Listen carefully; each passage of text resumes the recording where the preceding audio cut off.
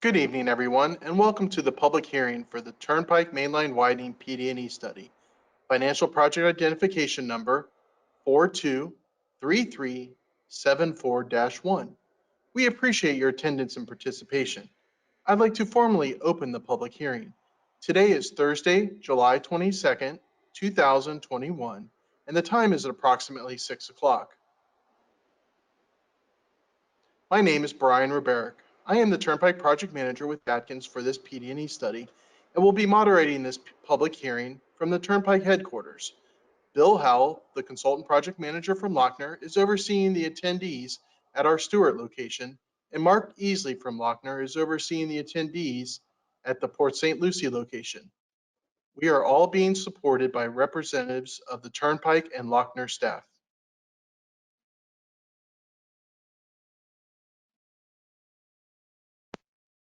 At this time, we'd like to recognize all federal, state, county, or city officials who are present tonight. Those that have pre-registered were Mayor Stephen Grant with Boynton Beach, Commissioner Maria Marino with Palm Beach County, Commissioner Harold Jenkins, and Commissioner Edward Campy from Martin County, and Councilman David Pickett from the city of Port St. Lucie.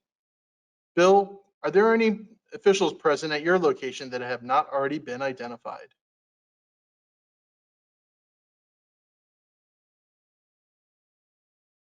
And there are no other officials that have not been recognized. Thanks, Bill.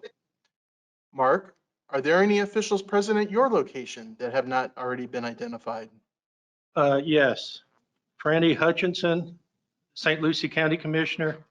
Linda Bartz, St. Lucie County Commissioner. Selena Griffith, St. Lucie County Public Works Engineering.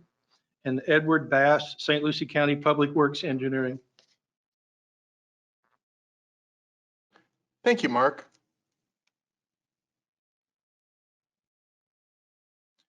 So now we will watch our narrated public hearing presentation. Welcome to Florida's Turnpike Enterprises public hearing for the Turnpike Mainline Widening from Jupiter to Fort Pierce Project Development and Environment, or PD&E study. We appreciate your attendance and participation. If you happen to experience technical issues during the meeting, please send an email to tpkmeetingssupport@dot.state.fl.us to report it. Turnpike staff will do their best to assist you. This hearing is being conducted in a hybrid format to provide multiple opportunities for the public to receive information and provide input. This approach uses both a virtual and a face-to-face component. There is no cost to the public to participate in the hearing. We will follow the agenda shown on this slide, starting first with the purpose of the public hearing and how you can comment and ask questions. We will then review the preferred project build alternative and potential project environmental effects and open the public comment period. The purpose of tonight's public hearing is to share information with the public about the preferred build alternative, its conceptual design, access changes, and the potential social, economic, and environmental effects. The public hearing also serves as an official forum for members of the public to express their opinions regarding the project. While comments and questions are accepted at any time, they must be received or postmarked by August 11th, 2021 to become part of the study's public hearing record. Public participation is encouraged and solicited without regard to race, color, national origin, age, sex, religion, disability, or family status. There have been various opportunities for the public to provide input on this project. Public information meetings held on February 27th, 2020 and March 5th, 2020 provided opportunities for public input. A total of 155 people attended these meetings, and 99 written comments were submitted and addressed. In advance of this public hearing, interested persons were encouraged to review project information and to contact the project manager with comments and questions. We continue to encourage public input to help us make this important decision. You can submit written comments at the project website, www.treasurecoastturnpike.com. If you are at one of the in-person locations, you can complete a printed comment form. You can also email the project manager directly. And lastly, you can mail in your written comments. The project manager's contact information will be spelled out for the benefit of our listen-only participants toward the end of the presentation. It is also available on the hearing notification that you may have received by mail. You can also make verbal comments. Virtual participants that requested to speak when registering will be called upon during the public comment period. If attending in person, you can fill out a speaker request card to comment at the microphone during the public comment period. There is also a court reporter at the in-person locations to whom you can provide your comments directly. Lastly, you can call the project manager at 407-264-3095 to provide verbal comments during normal business hours after the public hearing. Every comment method carries equal weight. While comments and questions will be accepted at any time, those submitted or mailed by August 11th, 2021 will become part of the study's public hearing record. We will respond to all comments and questions in writing at a later date. This public hearing is being recorded and a verbatim transcript will be made of all oral proceedings. The public hearing video will be posted to the project website, www.treasurecoastturnpike.com, in the video section by Monday, July 26, 2021. A link to the video will also be provided by email to all persons that registered. This hearing is being held in compliance with Title VI of the Civil Rights Act of 1964 as amended. Public participation at this hearing is encouraged and solicited without regard to race, color, national origin, age, sex, religion, disability, or family status. Persons wishing to express their concerns about Title VI may do so by contacting either the Florida's Turnpike Enterprise or the Tallahassee office of the Florida Department of Transportation. The contact information is shown here and provided on a sign displayed at the entrance to this hearing and online in the public hearing exhibit room.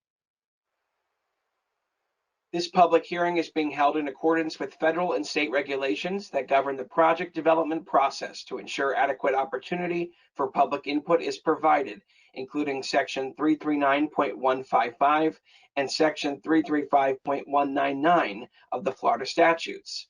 This public hearing was advertised consistent with Chapter 120 of Florida statutes and is being conducted consistent with the Americans with Disabilities Act as amended. In addition to local government agencies, the study was coordinated with stakeholders in the region and regulatory and resource agencies. This public hearing was advertised in the Florida Administrative Register, FDOT's public notices website, Palm Beach Post, Stewart's Treasure Coast newspaper, and Fort Pierce Tribune, TC Palm. In addition, adjacent property owners, interested individuals, elected and appointed officials, Native American tribes, and government agencies were sent information about tonight's public hearing. Project documents are available for viewing until August 11th, 2021 at the Claren Gladys Wolf High Technology Center, Indian River State College, 2400 Southeast Solano Road, Stuart, Florida, 34997. Phone number 772-419-5600, and Havert L. Fenn Center, 2000 Virginia Avenue, Fort Pierce, Florida, 34982. Phone number 772-462-1521, with available hours of Monday through Friday from 9 a.m. to 5 p.m. Project documents are also available on the project website at www.treasurecoastturnpike.com. The Turnpike Mainline Widening project is located in Palm Beach, Martin, and St. Lucie counties and extends from north of the Indiantown Road or State Road 706 interchange to north of the Okeechobee Road or State Road 70 interchange. The total project length is approximately 37 miles. Currently, the project segment of the Florida's Turnpike consists of a 4-lane divided roadway, 2 lanes in each direction. There are 4 existing interchanges within the project limits: Southwest Martin Highway in Martin County and Southeast Becker Road, Southwest Port St. Lucie Boulevard, and Okeechobee Road in St. Lucie County. Numerous bridge structures are located along the project length, including crossings of the Loxahatchee River and St. Lucie Canal. The project team identified the following deficiencies based on the existing mainline and interchange configurations, as well as the volume and characteristics of the traffic. High truck volumes lead to congestion at interchanges. Existing low-speed ramps degrade operations. Emergency evacuation is hampered by the existing turnpike lane configuration. Turnpike access for existing and proposed freight logistic zones is restricted by the low number of interchange points. Long-term traffic projections show a need for 8 lanes on the turnpike. This PD&E study was initiated by the Florida's Turnpike Enterprise to develop alternatives to meet future mobility needs along Florida's Turnpike. The purpose of the project is to accommodate future travel demands expected along Florida's Turnpike due to increased population, freight demands, and employment opportunities. We have developed study-build alternatives to meet the project goals, address traffic needs, provide long-term mobility, enhance evacuation routes, enhance safety, and avoid and minimize environmental impacts. Interagency collaboration continues as we consider opportunities to incorporate emerging transportation technologies to further advance safety. Now let's review the study's preferred build alternative. The study team developed and evaluated multiple project build alternatives. Engineering and environmental evaluations were performed, and local agency and public input were solicited. The preferred project build alternative is the one that best meets the project purpose and need. The project segment of Florida's Turnpike was originally constructed in the 1950s and has been modified over the years to meet the changing needs of the area and users. Florida's Turnpike is an important route for commerce, commuters, and tourists traveling through Southeast Florida. It is also a major evacuation route during emergency events. The preferred build alternative includes widening the existing mainline roadway from 4 lanes, 2 lanes in each direction, to 8 lanes, 4 lanes in each direction, from north of Indiantown Road or State Road 706 to north of Okeechobee Road or State Road 70, a distance of approximately 37 miles. The proposed mainline widening will occur to the west of the existing road. Additional improvements include the replacement of 13 of the 14 mainline bridges within the project area, and the widening of 1 mainline bridge, the northbound Thomas B. Manuel Bridge over the St. Lucie Canal. The replacement of 15 bridge structures that cross over the turnpike. These structures do not accommodate the widened turnpike proposed typical section. The existing overpass at West Midway Road is not included in the study, as it is presently being designed by FDOT District 4 and St. Lucie County. This new bridge will accommodate the widened turnpike proposed typical section. The placement of all electronic toll gantries at the new interchanges with Crosstown Parkway and Midway Road. The existing Florida's Turnpike mainline typical section includes 4 12-foot travel lanes, 2 in each direction, 10-foot outside paved shoulders, a 10-foot inside paved shoulder northbound, an 8-foot inside paved shoulder southbound, and a 2-foot wide median barrier. Located to the east of the existing roadway is a Florida gas transmission pipeline. Proposed improvements to the Turnpike mainline include the widening of the roadway from 4 lanes, 2 in each direction, to 8 lanes, 4 in each direction.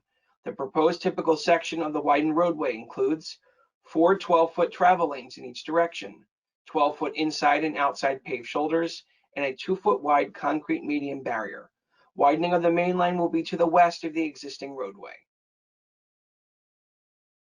Also shown is the proposed typical section of the Thomas B. Manuel Bridge over the St. Lucie Canal. The proposed typical section of the replaced southbound bridge and northbound widened bridge includes 4 12-foot travel lanes in each direction, 12-foot inside and outside paved shoulders, and 1 1/2 foot wide concrete barriers on the outside and inside of each bridge. This project also includes operational improvements at 4 existing interchanges and the addition of 2 new interchanges along the Turnpike mainline. The existing interchanges are located at Southwest Martin Highway or State Road 714, Southeast Becker Road, Southwest Port St. Lucie Boulevard, and Okeechobee Road or State Road 70. The new interchanges are located at Crosstown Parkway and West Midway Road. Operational improvements at each of these interchanges are discussed in detail during the following slides. Operational improvements proposed at the Florida's Turnpike interchange at Southwest Martin Highway include modification to both the southbound and northbound travel movements. The southbound off-ramp will diverge from the turnpike and split into a west and east movement, with the western ramp tying to a proposed roundabout at Southwest Layton Farms Avenue, which will convey traffic northward to Southwest Martin Highway. The off-ramp's eastern movement will carry traffic over the turnpike, tying to Southwest Martin Highway east of the turnpike. The southbound on-ramp starts east of the turnpike and carries traffic over the turnpike through a loop ramp connecting to the turnpike south of Southwest Martin Highway. The northbound off-ramp will diverge from the turnpike and split into a west and east movement, with the western ramp tying to Southwest Martin Highway. This ramp will allow for a west and through movement at Southwest Martin Highway. The eastern ramp also ties to Southwest Martin Highway and allows for an east and through movement at Southwest Martin Highway. The northbound on-ramp starts east of the turnpike and loops north, connecting to the turnpike north of Southwest Martin Highway. Proposed improvements to the Southwest Martin Highway interchange will result in roadway access changes. At present, southbound traffic exiting the turnpike connects to Southwest Martin Highway at an existing traffic light controlled intersection with Southwest Martin Downs Boulevard. This intersection allows for east, west, and through movements. As discussed previously, the proposed southbound off-ramp from the turnpike will split, with the right lane connecting to a new roundabout at the Southwest Layton Farms Avenue intersection with Southwest 39th Street. Traffic can then travel north on Southwest Layton Farms Avenue. At its northern end, Southwest Layton Farms Avenue will be realigned to form a new intersection with Degler Court. This intersection will be traffic light controlled and allows for east, west, and through movements. The left lane of the southbound turnpike off-ramp crosses over the turnpike and connects to Southwest Martin Highway at the Southwest Martin Downs Boulevard intersection. This intersection is traffic light controlled and will allow for an east and through traffic movement. No west turn movement will be allowed at this intersection for southbound traffic. While modifications to the northbound off-ramp are proposed, this ramp's connection to the Southwest Martin Downs Boulevard intersection will not change. Operational improvements to the turnpike's interchange at Southeast Becker Road will be limited primarily to the turnpike's southbound on and off ramps. The southbound off ramp will be shifted slightly to the west to connect to Southeast Becker Road at an existing signalized intersection. The southbound on ramp will begin at its present location, shift slightly to the west, and connect to the turnpike south of Southeast Becker Road. The location of the northbound on and off ramps will not change. Additional improvements will include the replacement of the Becker Road Bridge over the turnpike to accommodate the proposed widening of the turnpike. Interchange improvements at Becker Road will not result in changes to roadway access. While the southbound turnpike off-ramp and on-ramp will be shifted slightly, they will still connect at an existing traffic light controlled intersection. No modifications to the northbound turnpike off-ramp or on-ramp are proposed at this interchange. Operational improvements at the Florida's Turnpike interchange at Southwest Port St. Lucie Boulevard will include modifications to both the southbound and northbound travel movements.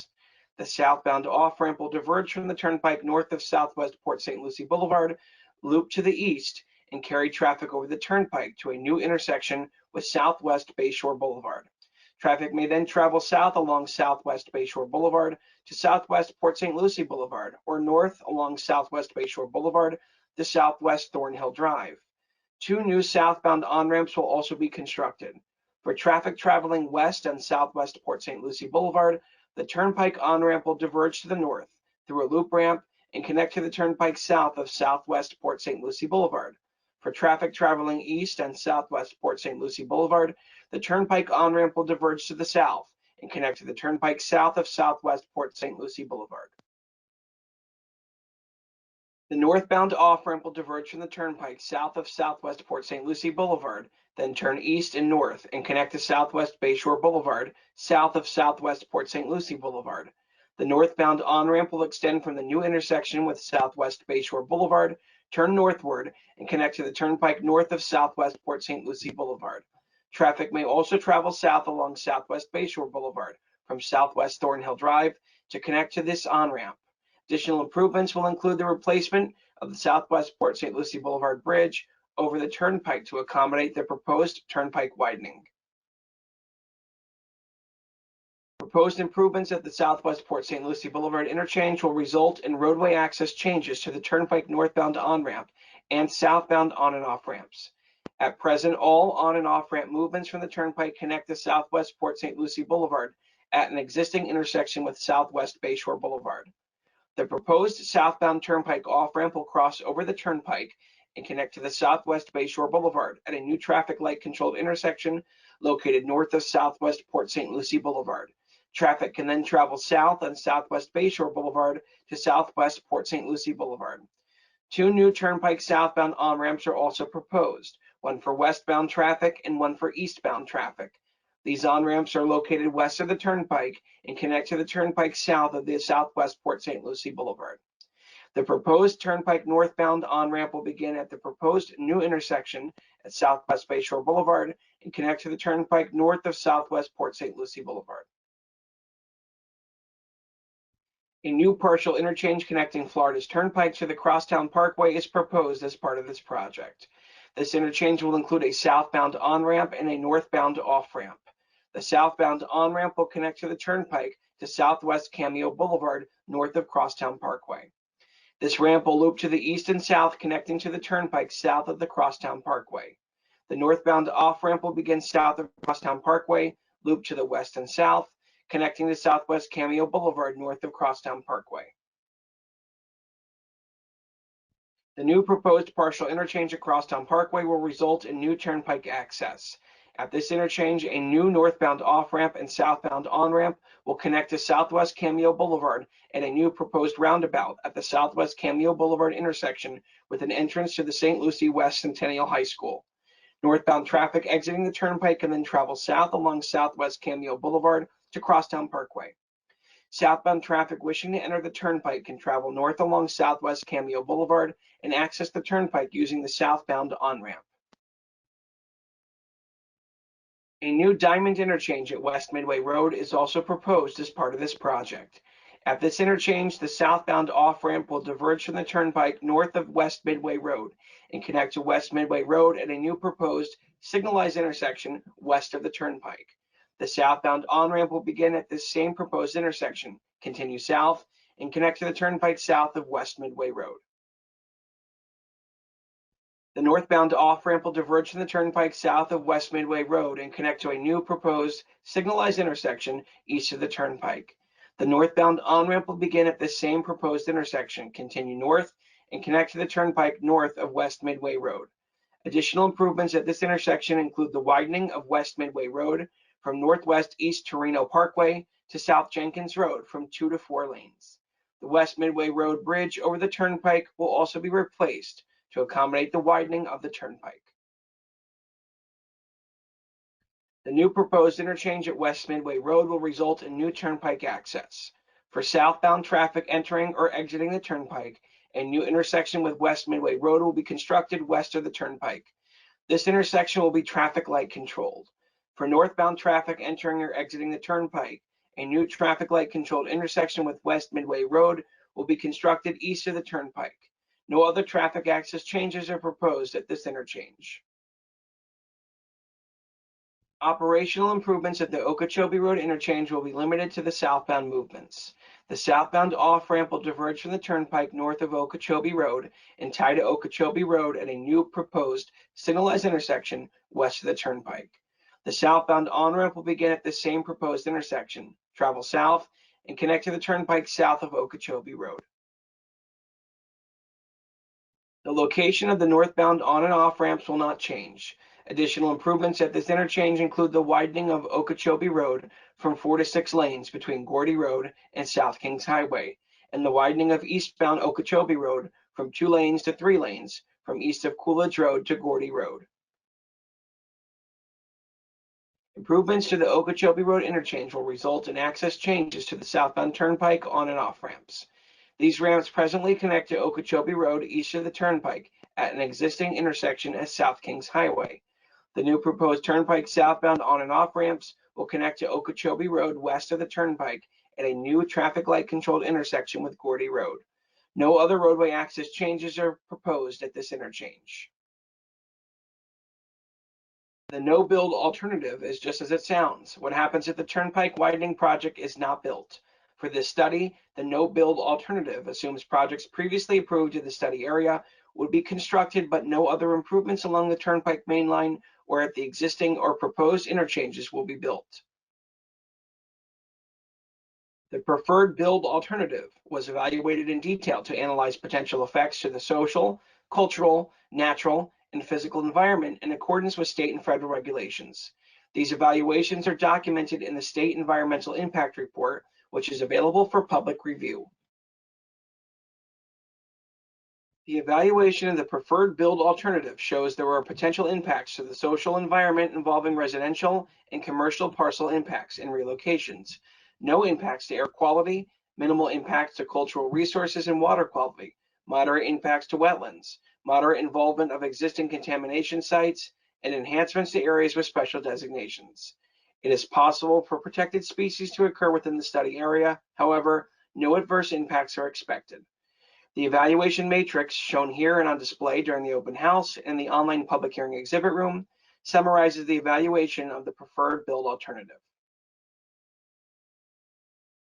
One of the unavoidable consequences on a project such as this is the necessary relocation of residential and commercial sites. On this project, we anticipate 3 residential relocations and 1 commercial relocation. All right-of-way acquisition will be conducted in accordance with Florida Statute 339.09 and the Federal Uniform Relocation Assistance and Real Property Acquisition Policies Act of 1970, commonly known as the Uniform Act. If you are required to make any type of move as a result of a Department of Transportation project, you can expect to be treated in a fair and helpful manner and in compliance with the Uniform Relocation Assistance Act. If a move is required, you will be contacted by an appraiser who will inspect your property. We encourage you to be present during the inspection and provide information about the value of your property. You may also be eligible for relocation advisory services and payment benefits. If you are being moved and you are unsatisfied with the department's determination of your eligibility for payment or the amount of that payment, you may appeal that determination. You will be promptly furnished necessary forms and notified of the procedures to be followed in making that appeal. A special word of caution: if you move before you receive notification of the relocation benefits that you might be entitled to, your benefits may be jeopardized. If you'd like more information regarding relocation, please contact the project manager, Brian Riberick, after this public hearing. Based on background research and field investigations, no archaeological sites were found within the project's archaeological area of potential effect. 2 historic linear resources eligible for listing in the National Register of Historic Places were found within the project's historic area of potential effect. Impacts to these 2 resources, the St. Lucie Canal and the Florida East Coast Railroad Lake Harbor branch, are not anticipated. Coordination with the State Historic Preservation Office will continue during the project's design phase. Parks, trails, and other recreational resources are found throughout the project area. Key trails include the Loxahatchee River Paddling Trail, the Loxahatchee River Management Area Multi-Use Trail, and the Cypress Creek Trail, all of which abut or cross the Turnpike in the area of the Loxahatchee River. The proposed replacement of the Loxahatchee River Bridge will enhance the use of these trails by removing bridge piles from the river and aligning new piles with the adjacent Interstate 95 bridge. The Phipps Park and boat ramp is located adjacent to the St. Lucie Canal, with the park located west of the Turnpike and the boat ramp east of the Turnpike. The park and boat ramp are connected by an access road under the Turnpike's Thomas B. Manual Bridge. The proposed replacement of the southbound and widening of the northbound manual bridges will be done to avoid any impacts to this park and boat ramp. The City of Port St. Lucie is proposing to construct an adventure park within a city-owned parcel located west of the Turnpike and north of Crosstown Parkway. Ramps associated with the proposed Turnpike interchange at Crosstown Parkway will bisect this parcel north of their connection to Southwest Cameo Boulevard. The Turnpike has and will continue to coordinate with the city to ensure that the proposed interchange ramps do not significantly impact the design and construction of this proposed park. Construction of the southbound on-ramp of the proposed Turnpike interchange at West Midway Road will result in the need for right-of-way from the Winter Lakes Neighborhood Park. This required right-of-way will not result in impacts to proposed park facilities. The Turnpike will continue to coordinate with the City of Port St. Lucie to minimize these impacts to the greatest extent possible. The proposed improvements will potentially affect an estimated 63 acres of wetlands and 367 acres of other surface waters. The impacted wetlands are located within or adjacent to the existing roadway right-of-way and were previously disturbed by commercial and residential development, roadway construction, maintenance activities, and the invasion of nuisance and exotic species. The FDOT will mitigate wetland impacts resulting from this project's construction to meet state and federal requirements. Federal listed species may be present or utilize areas within the proposed project, but no impacts are anticipated. Florida's Turnpike Enterprise will continue coordinating with the United States Fish and Wildlife Service regarding federal listed species and will conduct additional species assessments during future project phases. State listed species may also be present or utilize areas within the proposed project, but no impacts are anticipated. Florida's Turnpike Enterprise will continue coordinating with the Florida Fish and Wildlife Conservation Commission regarding state-listed species and will conduct additional species assessments during future project phases. Approximately 78 acres of impacts are anticipated to designated floodplains. However, these impacts are negligible when compared to the overall volume of floodplains in the area. Compensation methods, such as floodplain storage ponds, will be provided to minimize potential impacts. There are 3 Federal Emergency Management Agency regulatory floodways within the project area: Loxahatchee River, Roebuck Creek, and 10 Mile Creek. These floodways will be bridged to avoid and minimize impacts. There is no significant change in flood risk as a result of the proposed roadway improvement, and minimal impacts are expected to the 100-year floodplain. The segment of the Loxahatchee River crossed by the Florida's Turnpike is one of only 2 river segments within the state of Florida designated wild and scenic by the National Park Service. The segment of the Loxahatchee River crossed by the Florida's Turnpike is designated scenic. To enhance this river segment's unique values, the replacement bridge over the river will be designed to eliminate bridge piles in the river channel, thereby improving river flow and recreational use. In addition, stormwater runoff will be conveyed off the bridge and adjacent roadway and treated in stormwater management facilities prior to discharge into the river. The Turnpike will continue to coordinate with the National Park Service and state agencies during the project's design phase. Results of the contamination screening showed that 22 sites ranked medium risk and 5 sites ranked high risk could be potentially impacted by the preferred build alternative. These sites will be further evaluated during the design phase to identify options to avoid, minimize, or mitigate contamination involvement. A noise study was conducted in accordance with state and federal regulations to evaluate traffic noise levels for the proposed improvements.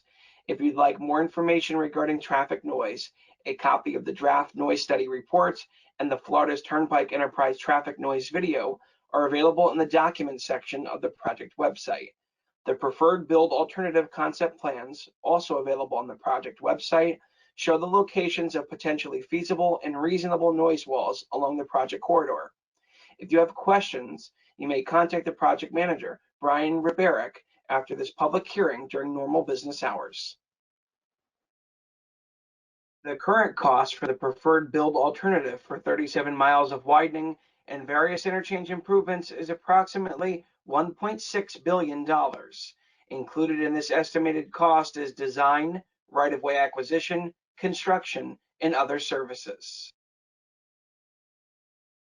Based on future traffic projections, the design of 3 project segments have been advanced into the State Transportation Improvement Program, or STIP. These 3 project segments include the widening of the Turnpike Mainline from 4 to 8 lanes from Southwest Martin Highway, or State Road 714 in Martin County, to Becker Road in St. Lucie County, a total length of approximately 4 miles, and improvements to the Turnpike interchange at Southwest Martin Highway. These project segments are only funded for design. Now that we've described the preferred build alternative with its potential impacts and benefits, let's review the next steps. We continue to encourage public input to help us make this important decision. You can submit written comments at the project website, www.treasurecoastturnpike.com. If you are at one of the in-person locations, you can complete a printed comment form. You can email the project manager directly. For the benefit of our listen-only participants, the project manager's contact information is Brian Riberick at Florida's Turnpike Enterprise, Post Office Box 613069, Ocoee, Florida 34761. His email address is briaric@dot.state.fl.us. His telephone number is 407-264-3095. While written comments and questions are accepted at any time, they must be received or postmarked no later than August 11th, 2021 to become part of the public hearing record. The next step is to incorporate your input on this public hearing into our decision-making process. The comment period will close on August 11th, 2021, and your input will be considered. The PD&E report will be sent to the Florida's Turnpike Enterprise and will be signed by the Executive Director and Chief Executive Officer of Florida's Turnpike Enterprise. The PD&E study was initiated in the winter of 2017 and is expected to be complete in the winter of 2022. The next phase in the process is design. Preliminary design is currently funded for 3 project segments. These 3 project segments include the widening of the Turnpike Mainline from 4 to 8 lanes, from Southwest Martin Highway or State Road 714 in Martin County to Becker Road in St. Lucie County, a total length of approximately 4 miles, and improvements to the Turnpike interchange at Southwest Martin Highway. Right-of-way and construction are currently not funded for any project segment. This project has and will continue to comply with all applicable state and federal rules and regulations. This concludes the presentation. We appreciate your interest in this PD&E study. Anyone desiring to make a verbal comment regarding the location, conceptual design, or social, economic, and environmental effects of the improvements will now have an opportunity to do so.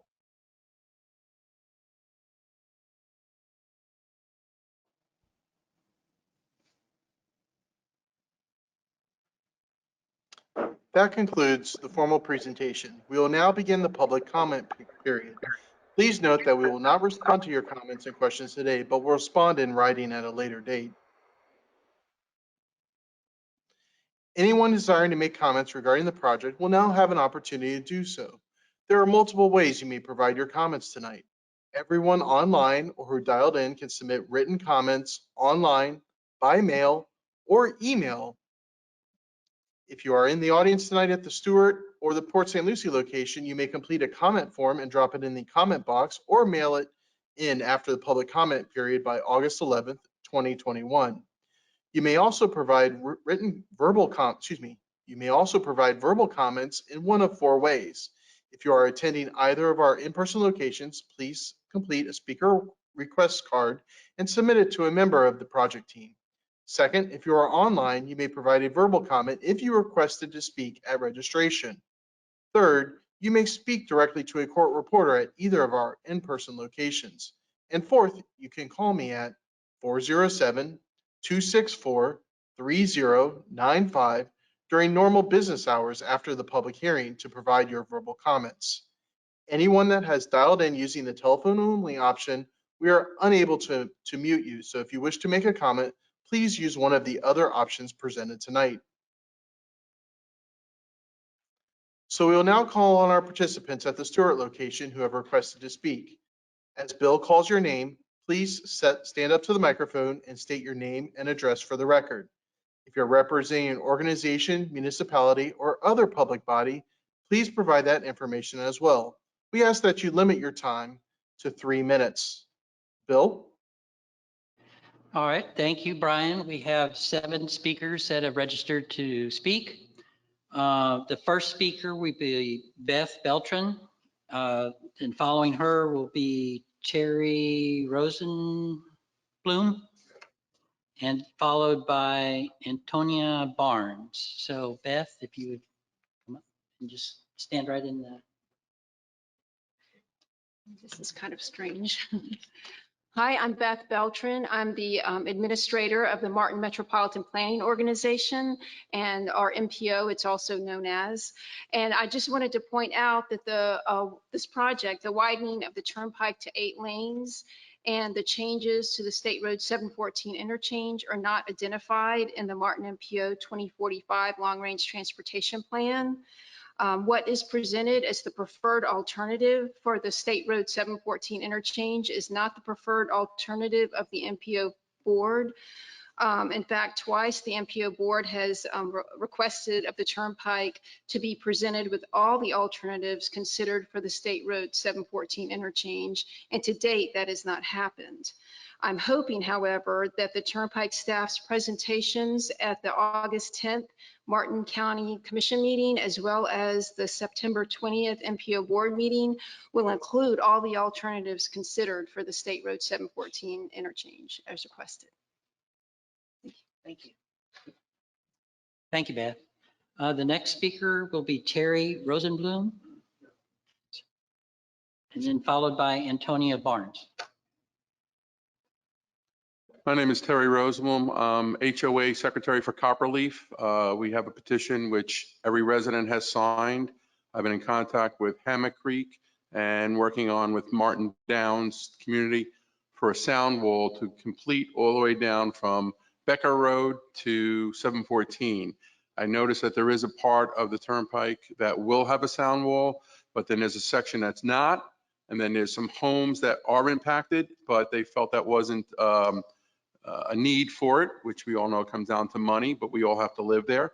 So I'm requesting that they, and I've been in contact with Toby Obadorf, our House representative as well, to foresee into this, and hopefully we can get the wall to go all the way down. We call it the 2.5, which is from Copperleaf all the way down to Martin Highway. So that's what I got to say. Thank you. Thank you, Terry. And now Antonia Barnes, I'll call you up, and then you'll be followed by Lisa Thompson. So.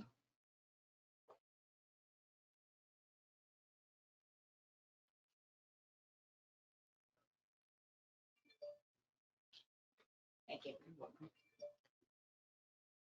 Good evening. My name is Tony Barnes. I live just west of the Turnpike and off of 714.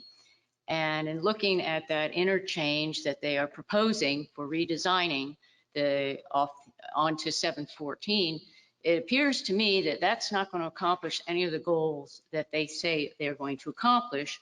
It's certainly not going to improve mobility for those of us that live west of the Turnpike off of 714, and it's certainly not going to accommodate the future demands of traffic. As we all know, there's a lot of building going on west in Palm City Farms. One of the newest developments is Newfield, and its proposed traffic increase is going to be 45,000 trips a day, according to their own traffic report. It seems to me that all you're doing is splitting the which way the traffic is going to go, but it is not actually going to increase our mobility, because it's just going to be more and more traffic on that little strip of road between Citrus Boulevard and the Turnpike. What I think needs to be done, and other people may or may not agree with me, is that we need to put a direct interchange between the Turnpike and I-95. Not all traffic comes off of there to just hit those two highways. However, a large portion of it does. And if that traffic was taken off of our local roads, we would certainly then be able to use the off-ramp as it currently exists. And they don't need to do this very fancy split, which frankly, I didn't really understand. It just moved a little too fast for me. Also, Layton Farms Road is not a major thoroughfare. It is a very small rural road. And it would clearly change the whole dynamic of that area to start putting huge volumes of traffic on there. So my one thought is, if you really want to try and alleviate our traffic, you need to do a direct interchange between the Turnpike and I-95. My other thought was that I realize this isn't part of this particular study, but you need to put an access ramp onto I-95 directly onto Citrus Boulevard. So much of the traffic that comes from the north part of Citrus Boulevard turns onto 714 to get to I-95. If you had a direct access straight down Citrus, you would, again, alleviate a lot of traffic that goes between Citrus Boulevard and the Turnpike. And with all the development that's coming up, especially that little piece of land between the Turnpike and High Meadows, there's going to be a Wawa's, there's going to be a Tractor Supply, there's going to be an Aldi's, there's going to be a shopping center. That's all local traffic, but you're going to have all of this other traffic using our local road when they don't really need to. You've put those kind of interchanges down in Broward County. I've personally used them. They're wonderful. You go directly from the Turnpike to I-95. Why can't you do the same for us? Thank you for listening. Thank you, Antonio, very much for your comments. We have Lisa Thompson will be next, followed by Nancy Urchik.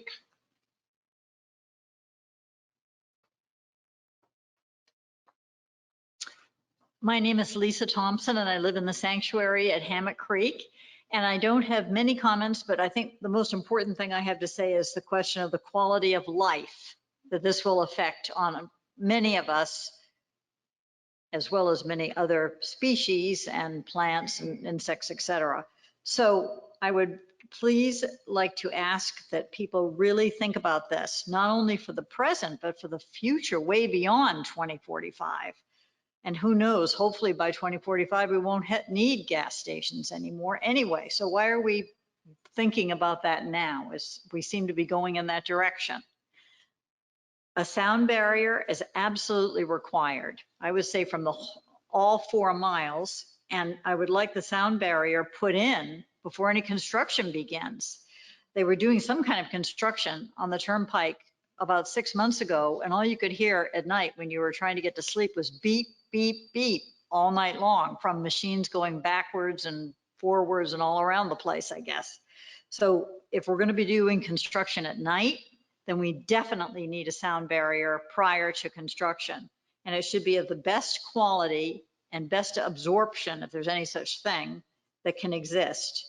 The other thing I would like them to consider is the type of tarmac or asphalt or whatever it is you put under the road, on the road itself, to reduce the sound if it's possible. I mean, I'm sure that if they can, 2 billionaires can go up into space within the space of about 2 weeks, we can figure out some sort of road surfacing material that is much more quiet and sound reduction. And I know there was some comment in that paper about the golf course, and I played golf the other day at Hammock Creek along the bit that parallels the Turnpike, and it was extremely loud. Whether it's one golfer out there or 5,000 golfers, I think they were saying in one day or some crazy number. The point is that the houses that are there are vastly affected, and we need to really, really think about the quality of life before we start these enormously expensive projects, when $1.6 billion could probably be used in our school systems, a lot more than it could be used on our highways. Thank you. Thank you very much, Nancy. So Robert Boyer is next. I'm sorry, that was your Nancy. Nancy, and then Robert Boyer is next. My name is Nancy Urchik. I live in Palm City in the Hammock Creek development.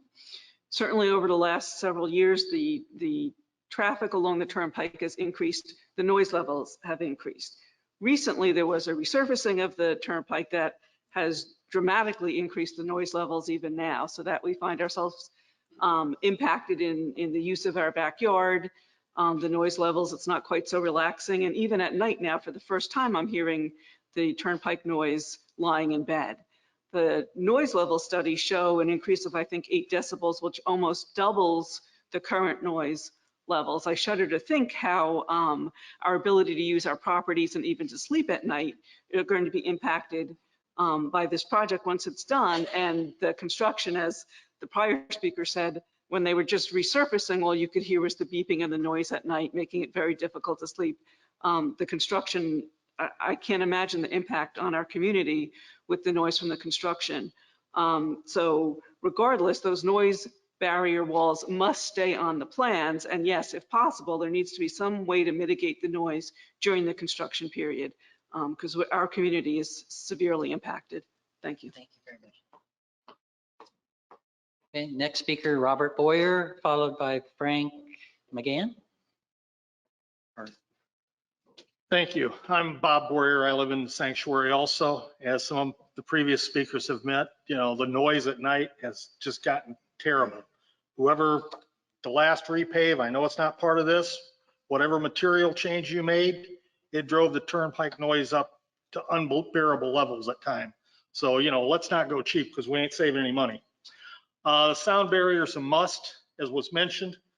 I love the direct interchange from I-95 to the Turnpike. It serves more than just our needs. It serves anybody commuting. When there's a traffic jam, they can get from one road to another. If they've got to evacuate the state, I mean, that's a great thing. You know, we're spending a lot of money, $1.6 million. That seems, in this day and age, people may not think that's much money, but if inflation takes off, watch these projects get killed.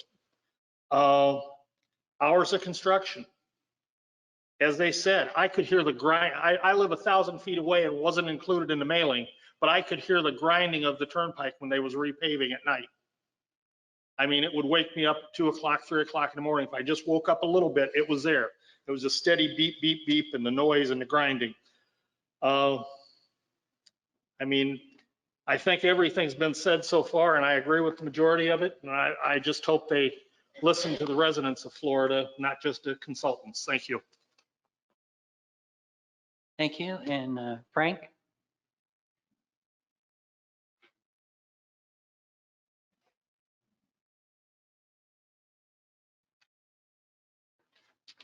Good evening. My name is Frank Mcshane. I'm a resident within the Palm City Farms area, just off 714. I'm very concerned about our junction at 714 and what we plan to do there. I think we've got something wrong in terms of the conduit of traffic that flows across that area. It appears that all traffic emerges right on that junction in order to get into Palm City, in order to get to Stewart, in order to get to the Roosevelt Bridge, especially if you're coming south to north traffic flow. We also then have the potential of people getting off at 714 to head to Okeechobee if you're coming from down south. So again, that is just a major network that's built up in one area, and that does concern me. Anybody that lives in Palm City, if you want to get to Jensen Beach, whatever else, you're all hitting that junction area. If you get off at 101, get off at 102, and they bring you up on Canal or bring you up on High Meadows, again, you're hitting 714 and that network on that junction. And it questions, is that actual junction a major problem for the future of our community? And I believe it is. And therefore, maybe part of this project should be looking at an extra junction within our community to help create a new conduit, whether that's the extension of Becker, I don't know. I'm not into any of this whatsoever else, but it also creates a crossing over the canal, the river at South Fork to get onto US 1. So I think there's a major problem. The second part of my question would be, you know, I'm involved with things in Port St. Lucie as well, and I'm hearing talks of maybe an extra exit that may go in at Kings Highway to access the airport at that area. And there's maybe talks of another junction between Becker and Gatland to help the flow of traffic out of Traditions and that corridor over into the east side of the community there. So there's a lot of questions that haven't been touched upon or brought up yet in this whole project, which has me concerned. My biggest concern is the flooding issue. We already have a major problem within Palm City Farms, within the capacity flow of the Danford and on Bessie Creek, and this falls right slap bang in the middle of all this. And that does concern me as well, that we're not looking at the potential flood issues that may be caused either side of this junction that's going to be expanded. Thank you. Thank you, Frank. Is there anyone else desiring to speak that hasn't had an opportunity? Okay, Brian, that concludes the speakers here at Stewart.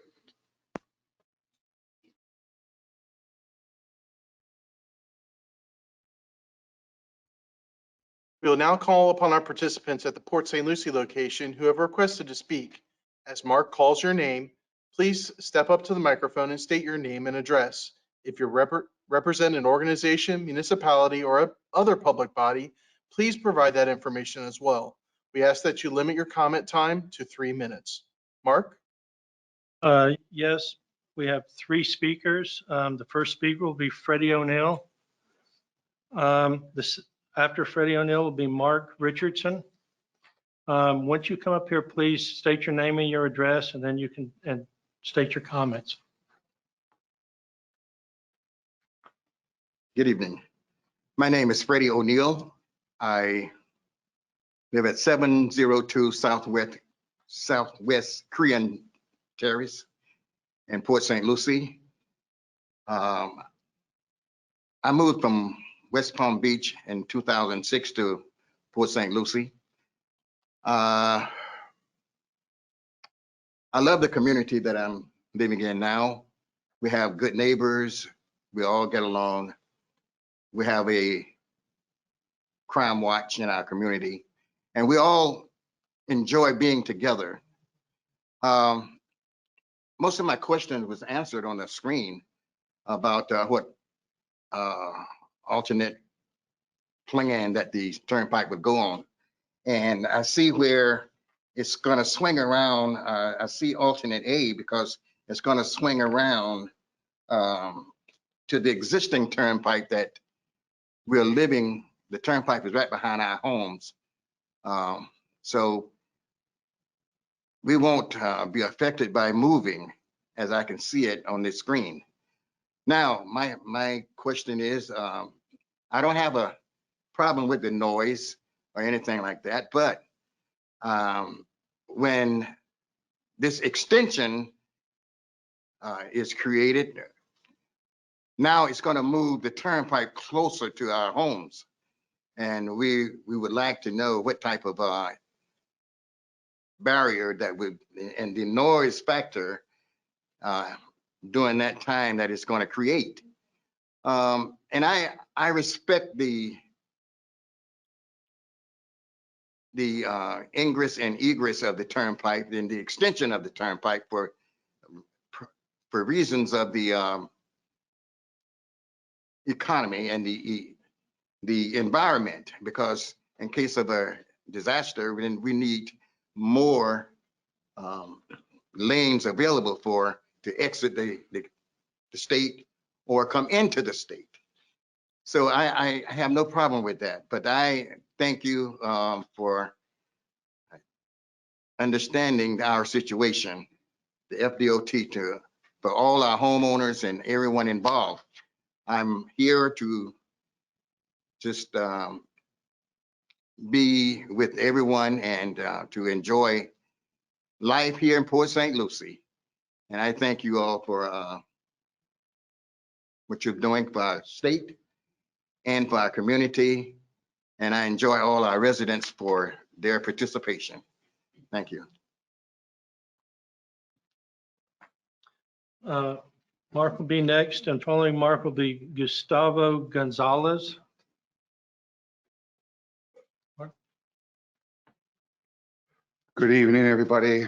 Mark Richardson, 1697 Southwest Hampshire Lane, PSL, Florida. Sorry, Port St. Lucie, Florida. The main thing we were worried about along our street with our backyard is connected to or against the Turnpike.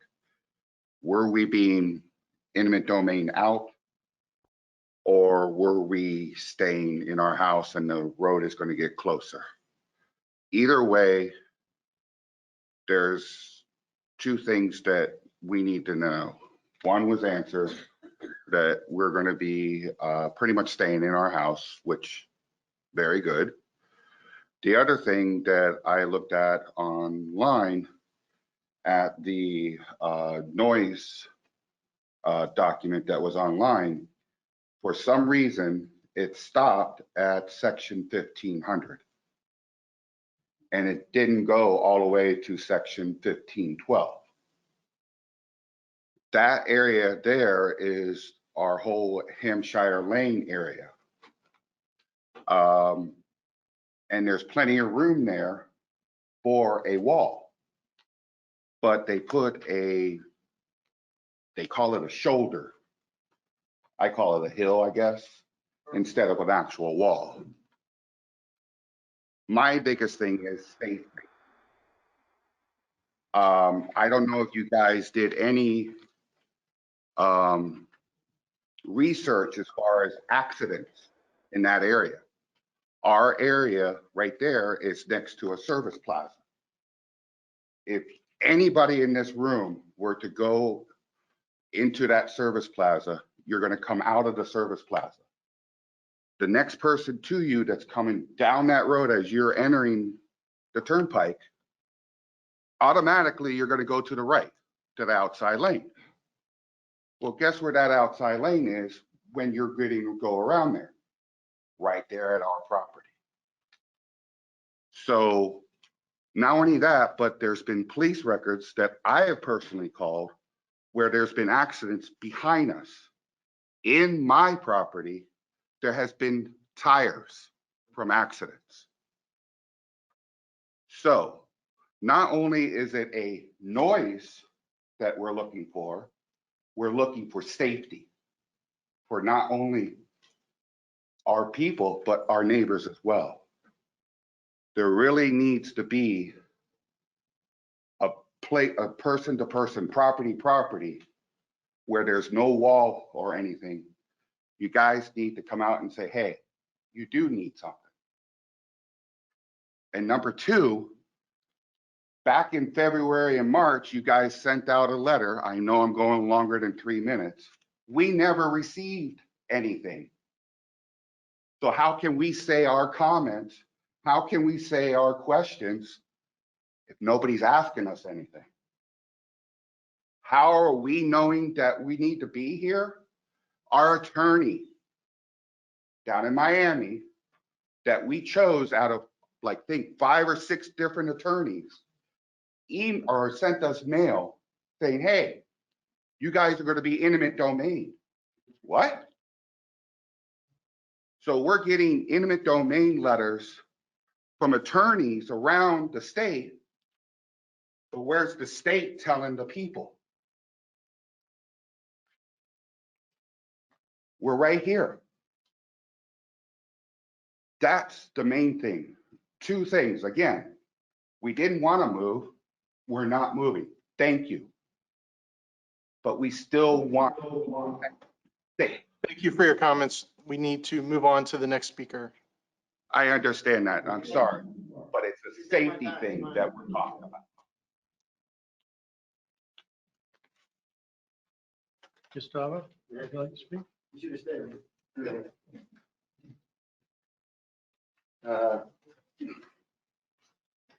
My name is Gustavo Gonzalez. It seems to be I got my neighbors right beside me. I waited since 2006 to build my house in 710 Southwest Green there. And I thank God because my neighbor here last week, about 2 weeks ago, I was there with my wife showing the property. I said, look, this is going to be our new home, you know, since I already live in Palm Beach. And then he told me, look, they're going to be do a station on the Turnpike. So all these houses got to go away, even your lot. I said, well, it can't be that. You know, we haven't received nothing. So it seems to be 2 days later, I got the letter in the mail. I've been living in Florida for almost 43 years. We're still going to grow up no matter what. We're going to go west, east, south, anywhere. People love Florida. Our concern is like everybody here is, whatever you're going to build, make sure you build it to be all comfortable. Because right now you can do 8 lanes. Maybe in 10 more years, you want to do 12 lanes or whatever, because people are moving to Florida. It seems to be nobody likes no more the big cities. because whatever problem they got over there. Our concern is like the privacy wall. You can do the road, you can do whatever you want, but I always leave down south, Palm Beach, Broward, everywhere. They built those privacy walls almost 20 feet high for safety. Imagine if our kids are playing in the backyard, like my neighbors say, and so how you got a piece of rock, a piece of metal fly in the air. What's gonna happen to one of those kids? Because you never know, anything can happen today. Our concern is just the safety. If you guys gonna spend so much money to build something, don't forget about us. We are the one that need all the help. We're the one that have to be safe. There's always money over there to do whatever you want, especially right now. But you're gonna say, build a privacy wall all the way to the even to the ramp. I don't think it's that much money. It might cost you maybe $1 billion more, maybe cost you $500,000 more. And he told me it might go 8 feet. Well, don't go 8 feet, go 12 feet, go 20 feet, whatever needs to be done. That's our concern. Florida is going to be growing so fast that you're never going to believe. With people living here for a lot of years, they know. I've been living here for 40 years. I came all the way from Miami, all the way up here. I see this growing out so fast. We're not going to escape the traffic. We're not going to escape the people moving to Florida. This is the retirement place. This is a sunny place. We get sun here and we get hurricanes. We get hurricanes, we can leave. People up north, they get fired, they get tornadoes, they can't leave. It takes a couple of seconds. Just don't forget about us, whoever is doing this project. Remember, we're the one that always count on you guys. We got to do what you guys say because sometimes we don't have no more choice. But let's do it right, please. That's all I say. Thank you.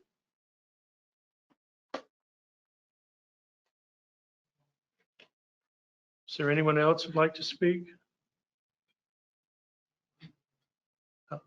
Brian, I think that's all.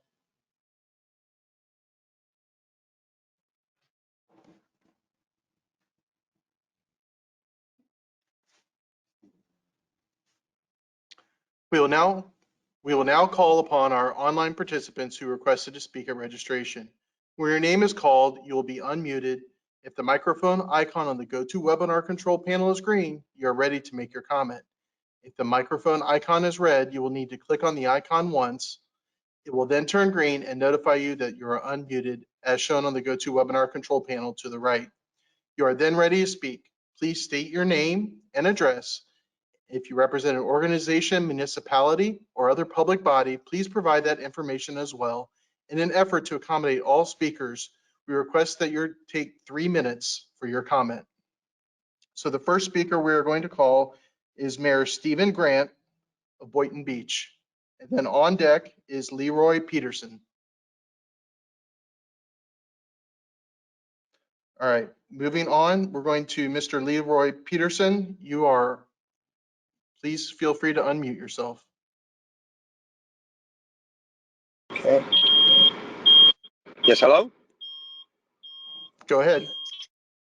Yeah, my question is brief. I'm living 6938 Northwest Baroda Street, and I'm on the east side of the Turnpike. And I'm not quite sure whether we're gonna have sound walls up or not, but based on everybody else I'm hearing, I think that should be preference, because I say about two months ago, there was a double trailer, 18-wheeler, had some sort of, I guess, explosive stuff in the trailer, and it caught on fire, and it exploded. And it was like we was up in Cape Cod there when the shuttle take off. The house shook. My neighbors left and right of me. Everybody, came out the house thinking that there was some sort of major explosion. So I'm quite sure the expansion and the noise, even if it's at the level now, you're talking about doubling that level. So I really hope that you consider, sound barriers in the area, and have the residents, at heart, in mind. And that's it. Appreciate you, the time and everything, and thank you. Thank you. So right now we are going to have Carolina Williams is next, and then Vincent Williams is on deck.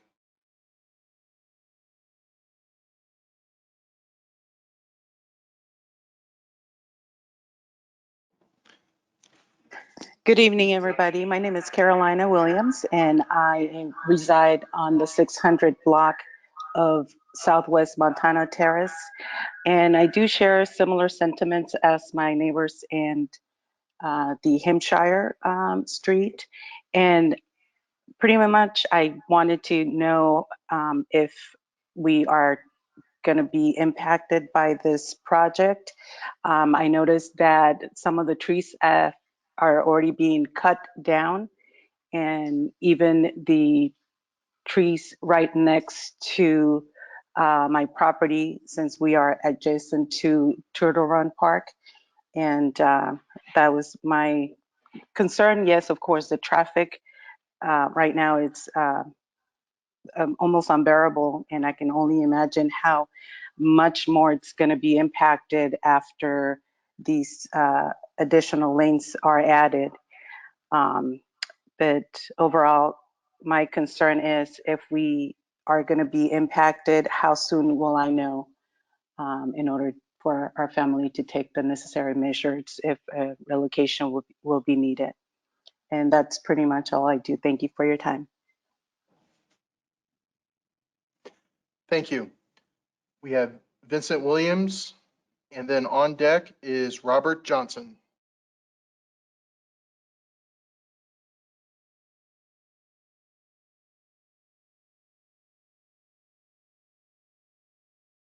All right, we'll come back. So Robert Johnson, you are now, it's your turn, and then on deck is Gary Massing.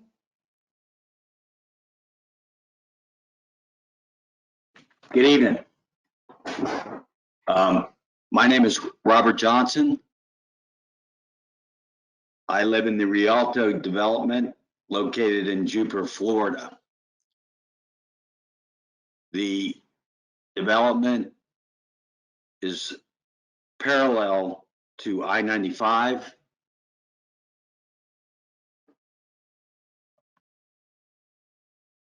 And the Florida Turnpike. There are 10 lanes of travel currently in this area.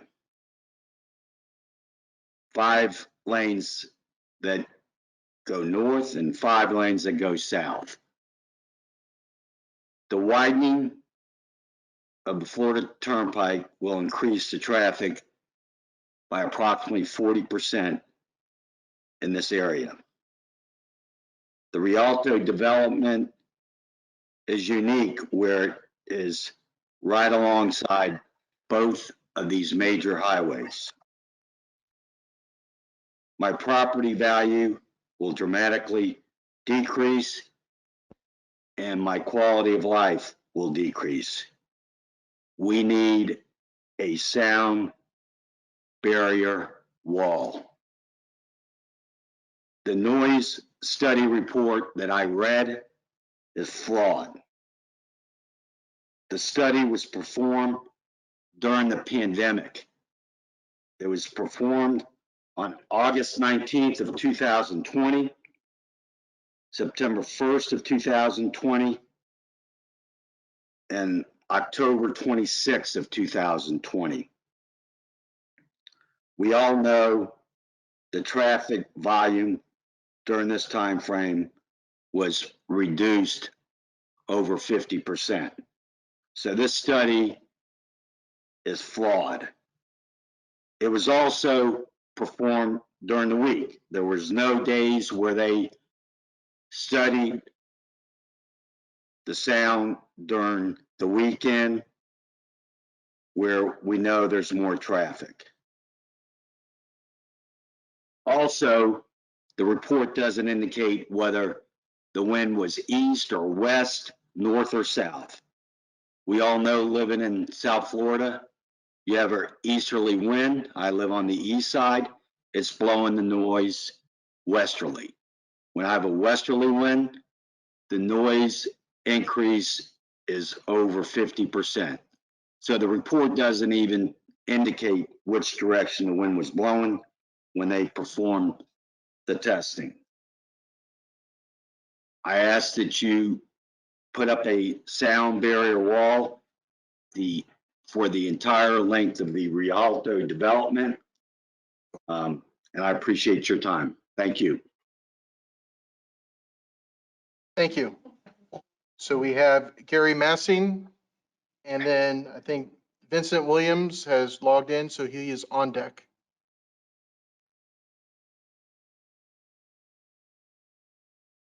All right, looks like Gary may not be with us tonight, so let's see if Vincent Williams is available now. Good evening. My name is Vincent Williams. I live at 601 Southwest Montana Terrace in the beautiful city of Port St. Lucie, Florida. My wife, Carolina, already spoke previously regarding some of our concerns that we had with this proposed Turnpike expansion project. One of the main concerns I have regarding this project is how is it going to impact our proposed property taxes? And obviously, if we're going to be incorporating toll lanes on the Turnpike, that's going to be generating more revenue for the people that are utilizing the Turnpike to travel day in and out. How would that reflect in our property taxes? Is that going to increase our property taxes? Are we going to see a break in our property taxes? Because some of us pay a pretty steep amount in our property taxes here in Port St. Lucie, and the standardized homestead exemption is only 3%. So I hope that our property taxes aren't going to go up anymore, because unfortunately some people will eventually be priced out of this beautiful community, not to mention the potential devastating effects of the noise and the construction is going to have on the everyday quality of life of people in this community. I hope that they incorporate and take into consideration a sound barrier, like many of the residents have already stated. I feel that that's very necessary for safety and for quality of life. And I hope you guys strongly take that into consideration. And for the people that are in the potential relocation area, I hope that you mail out those letters to those people in a period of time that's appropriate for them to respond and to look for another home to move into if necessary, so that they're not stuck at the last minute. As some of these people have indicated, they had to receive information from their attorneys regarding the potential expansion project of this Turnpike. So I thank you very much for your time. And if necessary, I look forward to hearing from you.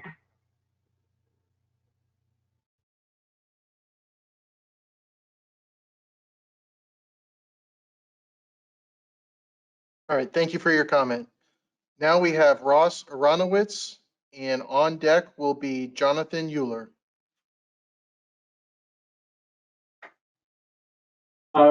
Good evening. Thank you for having me speak tonight.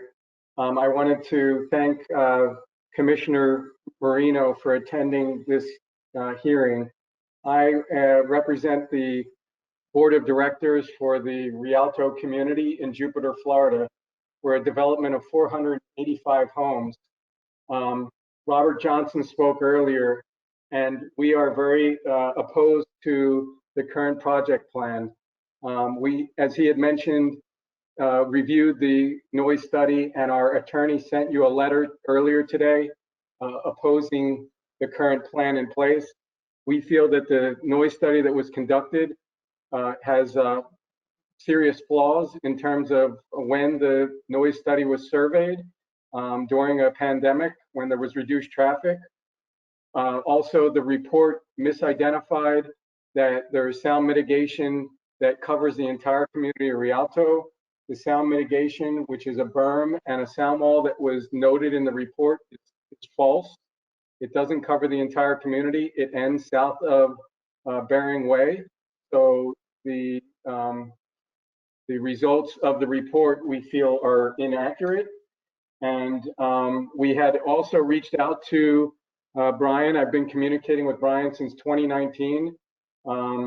And the prior meetings, we were not given notice, even though we had asked for notice to be able to attend. This community is very upset with the results that have been shared with us. And we are strongly opposed to the project plan. We are seeking a sound barrier for the current project plan that's in place for the entire length of the community of Rialto. We are negatively impacted, as Bob had mentioned. There's two highways that are right next to each other. You're increasing the capacity.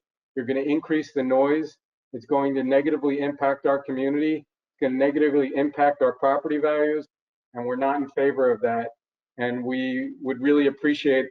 And the other thing is that we've reached out to the Florida Turnpike to ask them if there are other vendors that they use to do these noise surveys. And so far to date, in communicating with Brian and with Doug Zhang, we were given we were not provided with that information, even though we requested it.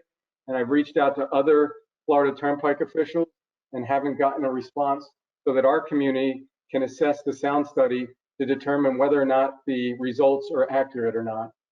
Thank you for your time, and we strongly are requesting that a sound wall is installed for the entire community for the length of Rialto.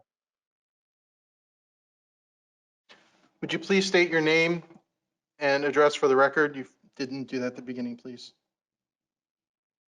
Yeah, my name is Ross Aronovitz, and I am one of the board of directors for the Rialto community. My property address is 196 Bering Way in Jupiter, Florida. So now we have Jonathan Euler, and then on deck is Karen Monaco.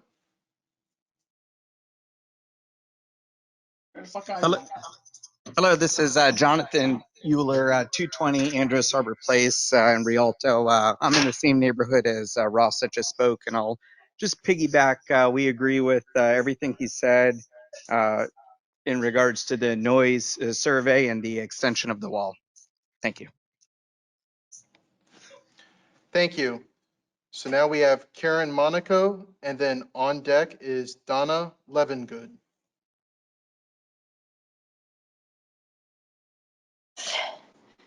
Hi, my name is Karen Monaco.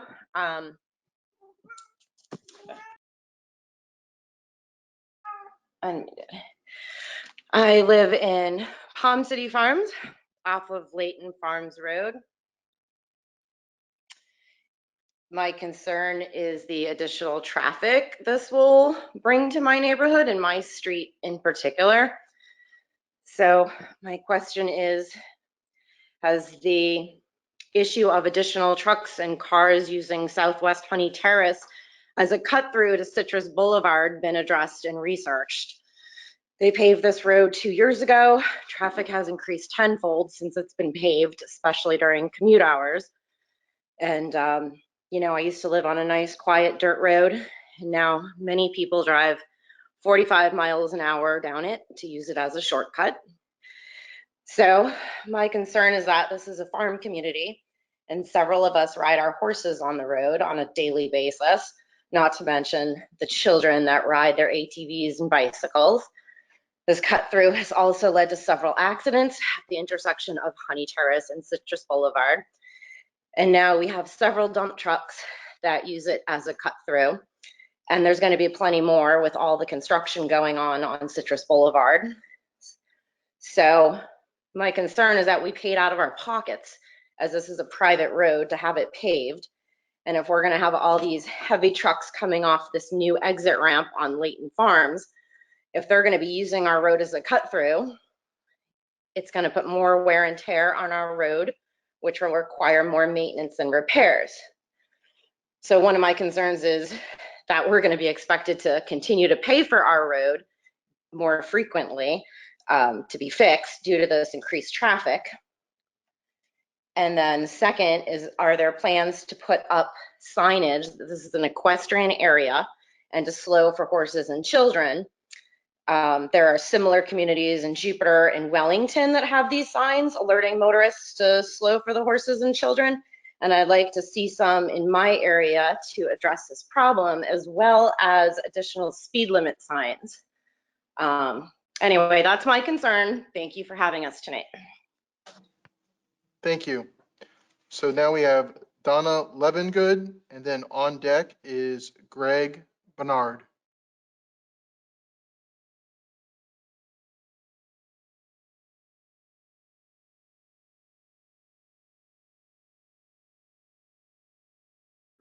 Microphone is on.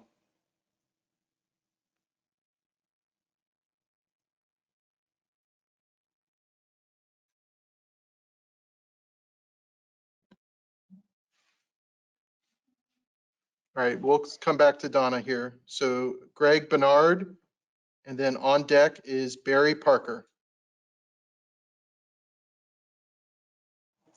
All right, Greg does not appear to be with us tonight. We'll go to Barry Parker. On deck is Ryan Powers Cabo. Agree on this, Jonathan. This is a big company, made 1.5. Hello, this is Barry Parker. I live in Port St. Lucie at 891 Southwest Grand Reserve Boulevard in the Vineyards. My is with the Crosstown Parkway proposed entrance or exit. It's proposing a roundabout on Cameo Boulevard, and in that area are two schools. There's a K through 8, and then there's a high school. So the added traffic and congestion in that area, compounded by two schools, is a concern. And then the next concern I have is Kashmir Boulevard is the next parallel road to Cameo that goes between Crosstown and Port St. Lucie West Boulevard. Is the major north-south. That's proposed to go from a 2-lane to a 4-lane. I would hope that would be accomplished before the proposed Turnpike, interchange on Crosstown, because it's going to impact that major north-south road, which is Kashmir Boulevard, which is the back gate of two developments. It's my development, the Vineyards, 192 homes, and Heatherwood, which is about 400 homes. And that exit onto Kashmir does not have a light, and it also comes in part of, it comes out onto Kashmir where there's Mcshane Park and then the two schools. And during school period, it's very, very congested and been involved with accidents. And so my concern is thinking, to Kashmir, and then that roundabout on Cameo with two schools, and then that proposed park, which is a very impactful, another one for traffic. So those are my concerns. Thank you. Thank you. So next is Ryan Powers Cabo, and then on deck is Maria Wharton.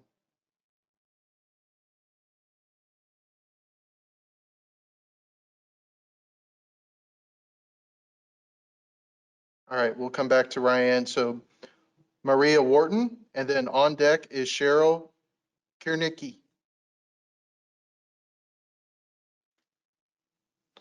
All right, seems like Maria's not with us tonight either. Cheryl Karnicki, and then Lana Shaw is on deck. All right. Lana Shaw is now Thomas Cott.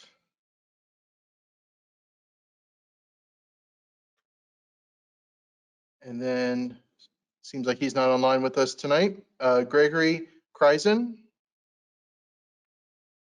is Clinton Harris.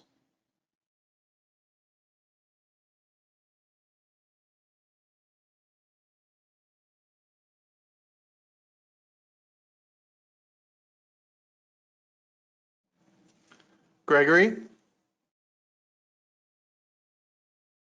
please provide your comment.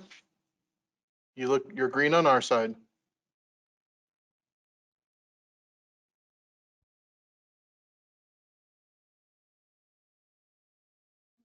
All right, we'll come back and try one more time. Now we'll move on to Clinton Harris, and then on deck, John Vaught. All right, it seems Clinton is not with us. So now we'll move on to John Vaught. They don't seem to be with us tonight either. Jackson Hurst. Moving on. Lillian Alston. Doesn't seem to be with us. And then Brian Ackerman. All right, it seems like we have gone through the list of those that have pre-registered. Let's jump back to see if I think Donna Livingood was online. Maybe she had a moment. We're going to go ahead and unmute you, Donna, and see if you're able to provide your comment now. 11, good. Are you able to hear me? Yes, we can. Thank you. Hi, thank you so much. I'm a resident in Highlands Reserve in Palm City off of High Meadows, which essentially serves as a service road for I-95 and also connects a lot of people that jump from I-95 to the Turnpike.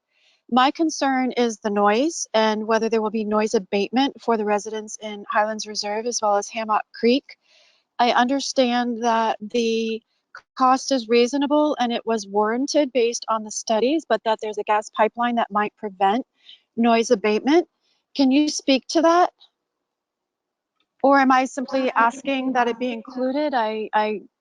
We need that. And then the second thing is the exit at Canner Highway and State Road 76 for the Turnpike would greatly help diminish the amount of traffic volume on High Meadows and traveling between the exit at Martin Highway to go south again. And so I would request that that access be strongly considered at Canner Highway. Thank you.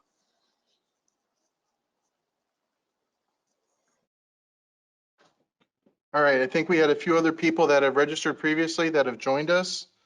I will try this name. Idelfonso Vaquero.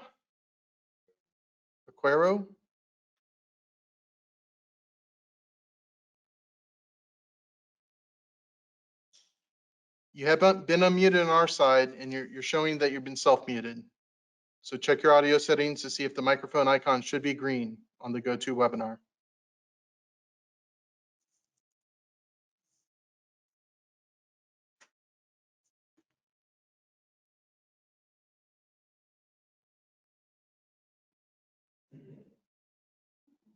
All right. And I think we had Gregory Kreisen join us.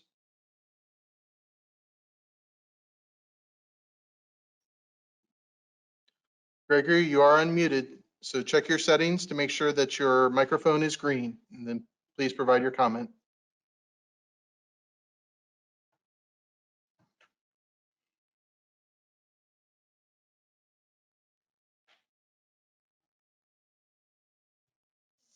All right. There were also several other folks that had registered online to be in person and provide comment. I want to make sure we give those folks an opportunity to provide feedback at our in-person locations. I'll list a few folks and we'll get with Mark and Bill to see if they're available. Luis Valdez, Mary Lou Barrett, and John Singleton. Bill or Mark?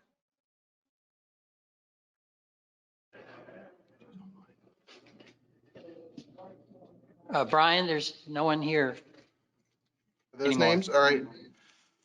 So some of the other in-person folks were Marshall Winslow, Jennifer Whitting, and Joy Putera.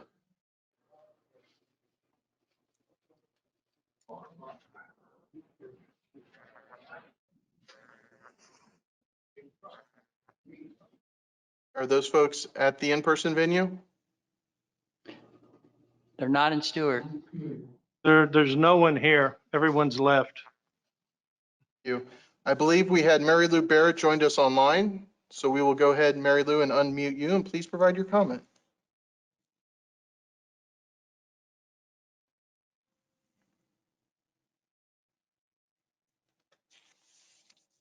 Hi, I live off of Ann Arbor, which runs parallel to the Turnpike, and the noise on a normal day is pretty deafening.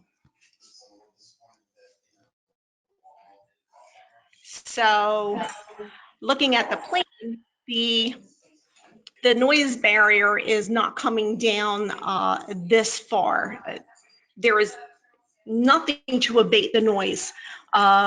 Of course, my concern is our property values, not being able to enjoy our pool and our backyard any time of the year because of the noise.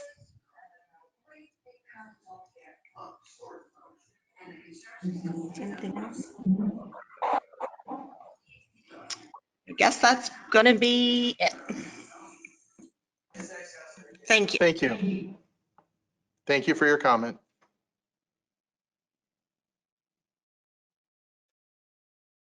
All right, I think we're ready to move on and close out the public hearing here.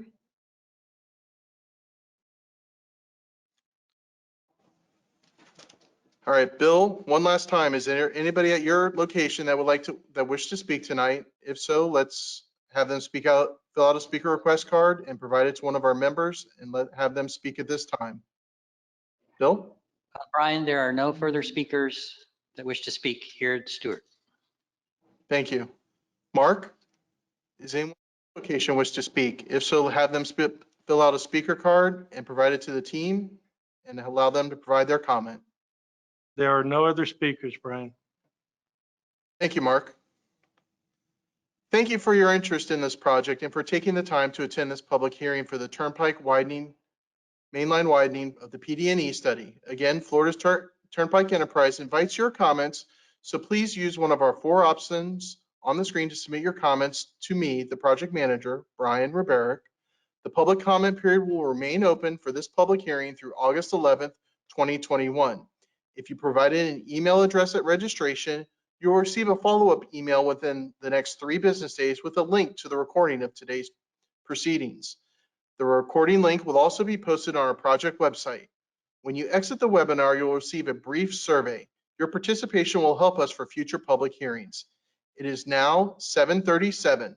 I hereby officially close the public hearing for the Turnpike Mainline Widening PD&E study. On behalf of Florida's Turnpike Enterprise, we thank you for joining us tonight and take care. Good night.